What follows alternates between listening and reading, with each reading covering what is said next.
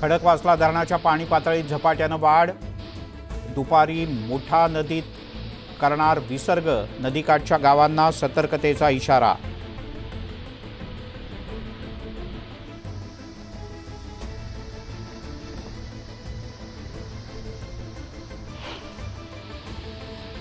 पुण्याच्या Koregaon पार्कातील popular Heights इमारतीची संरक्षक भिंत कोसळली, रहिवाशांना इमारतीतून बाहेर काढलं।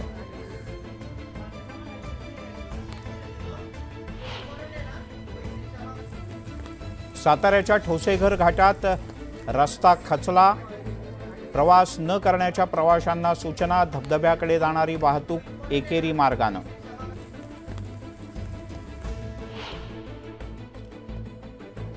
पुराच्या दूषित पाण्यामुळे आता धोका वाढला, पिण्याच्या पाण्यातून आजार होण्याची शक्यता वाढली, नागरिकांनो काळजी घ्या, महापालिकेच्या आरोग्य विभागाचा इशारा।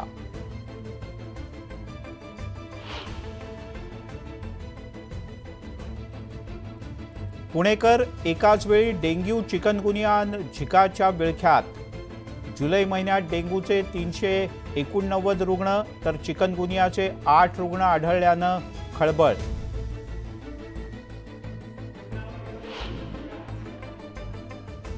मुंबईकरांना स्वाईन फ्लूचा विळखा, खासगी रुग्णालयात 20 ते 25 रुग्ण आढळल्याची डॉक्टरांची माहिती।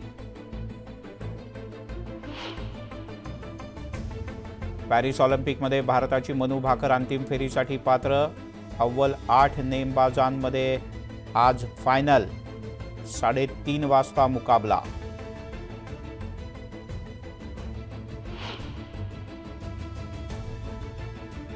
हॉकीमध्ये भारतीय पुरुषांची विजयी सलामी, भारताची न्यूझीलंडवर 3-2 न मात, कर्णधार हरमनप्रीतचा गोल ठरला निर्णायक।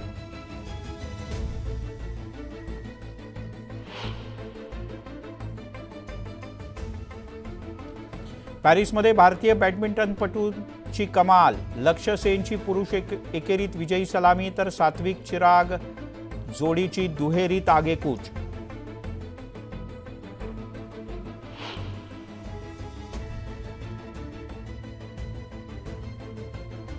आणि टीम इंडियानं जिंकली श्रीलंकेविरुद्धची पहिली T20, कर्णधार सूर्यकुमार भारताच्या विजयाचा हिरो, भारताचा श्रीलंकेवर 43 धावांनी विजय।